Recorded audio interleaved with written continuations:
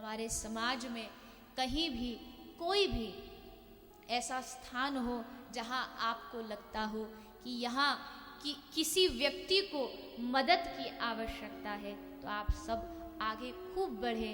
क्योंकि मैं फिर दोहरा दूं इस बात को, अभी शादियां चल रही है, आप अपनी शादियों में करोड़ों रुपया लगाते हो, चलिए ठीक है, भगवान ने दिया है आपको तो आप लगा रहे हो, लेकिन मेरी मानो तो आपके जीवन की सच्ची सार्थकता ये नहीं कि आपने अपनी बेटी की कितनी आलीशान शादी की। बड़ी बात तब होगी जब आप भले अपनी बेटी की शादी में करोड़ों लगाएं, लेकिन कोई गरीब बाप हो जिसकी सामर्थ्य नहीं है कि अपनी बेटी की शादी करे, 5 या 10 ऐसी कन्याओं को आप अपनी जिम्मेदारी से उनका विवाह करा दो, ये आपके जीवन की सच्ची सार्थकता हो।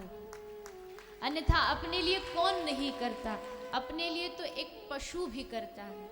और आप अगर दूसरे उस गरीब व्यक्ति के लिए करोगे, देखो दोगे, कहते ना जब खाली स्थान होगा तभी तो उसमें कुछ नया भरेगा। पहले खाली करोगे कुछ किसी की मदद करके, तभी तो ठाकुर और देंगे। इसलिए अच्छा है मन से खाली कर दो, नहीं तो जबरदस्ती खाली करा लिया जाएगा। फिर दिन रात विचार करोगे कि अब कहाँ जाएं, अब क्या करें। इसलिए समझदारी इसी में है, पहले से ही अच्छे कार्यों में अपने धन का उपयोग करें। मैं तो इतनी भी प्रार्थना करूं कि जो ये अभी चल रहा है, ये नोटों का चक्कर, आपके पास कोई ऐसी मदद है जो आप किसी गरीब व्यक्ति की कर सकते हो। हम सब जानते हैं ये निर्णय बहुत अच्छा है, लेकिन परेशानियां भी लोगों को आ रही है, तो हम सब ऐसी कोशिश करें कि उस परेशानियों से निपटने के लिए पूरा देश एक साथ हो। कोई ऐसा व्यक्ति हो जिसके पास कुछ धन ऐसा हो कि आपके पास खुले हो, जिससे कोई गरीब अपने घर की शादियों का काम चला सके।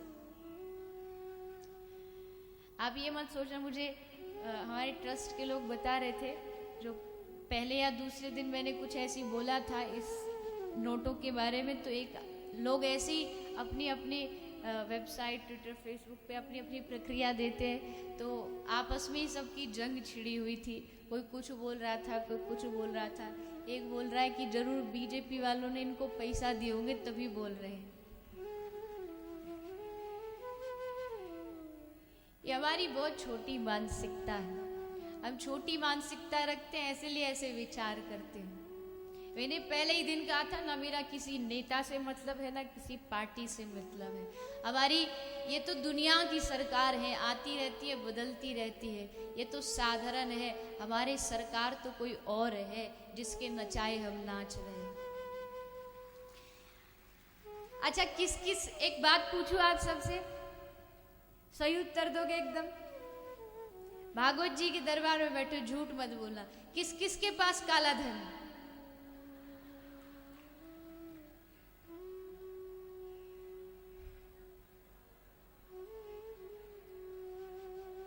किसी के पास तो अभी बता दो।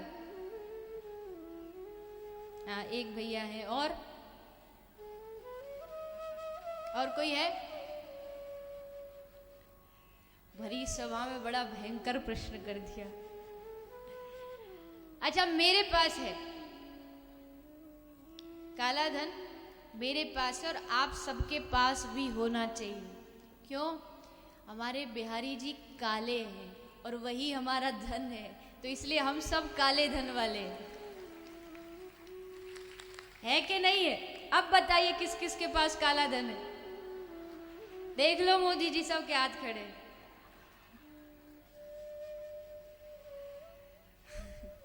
हम सब काले धन वाले, क्योंकि हमारे धन ठाकुर जी हैं। वो दुनिया के धन तो आता जाता है, लेकिन हमारा धन सदा सर्वदा हमारे दिल में छुपा बैठा है, और दिल में कोई छापा भी नहीं मार सकता। एकदम सुरक्षित है, एकदम सेफ जगह पर। खैर, मेरे कहने का अर्थ ये है कोई तुमसे जबरदस्ती छीने उससे बढ़िया है अच्छे अच्छे कार्यों में लगाओ, किसी गरीब व्यक्ति के कार्य में लगाओ, किसी अच्छे, जैसे वेंटिलेशन होता है, जब तक उस धन का वेंटिलेशन नहीं करोगे तब तक आवश्यक है इस समाज में कुछ कुछ चीजों को बदलने की। क्या कर्तव्य है गृहस्थी का, भाई भाई का, माता पिता का। प्रातः काल उठ के रघुनाथा, अब उठते ही प्रभु अपने माता पिता को प्रणाम करते हैं। आप अपने बच्चों को भी जब ये संस्कार देंगे कि किस प्रकार अपने माता पिता की सेवा की जाए, लेकिन आज दशा ये हो गई कि राम के देश में, कृष्ण के देश में, श्रवण कुमार जैसे मातृ पितृ भक्त के देश में आज भारतवर्ष में माता पिता के लिए घर में स्थान नहीं रहा। माता पिताओं को घर से निकाल के वृद्धाश्रमों में भेज दिया, वृद्धाश्रम खुलने लगे। भारत जैसे देश में जैसे वैश्यालय एक कलंक होता है, वैसे भारत में वृद्धाश्रम होना ये भी एक कलंक की बात है। क्या भारतीयों के अंदर इतना सामर्थ्य नहीं रहा कि वो अपने माता पिता को अपने घर में रख सके? माँ की दुआ कभी खाली नहीं जाती, माँ की बद्दुआ कभी टाली नहीं जाती। बर्तन मांझ करके 4 बेटों को एक माँ पाल लेती है, पर 4 बेटों से एक अकेली माँ पाली नहीं जाती। एक माँ के लिए स्थान नहीं बचा। उस माँ ने कितना कुछ सहा आपके लिए, 9 महीने तक गर्भ में रखा, और फिर जन्म हो भी गया तो उसके बाद भी माँ का नहीं, उसके नाम के पीछे नाम किसका लगता है? फलाने शर्मा जी का बेटा। वो बेचारी दिन रात उसको सींचती है, संभालती है।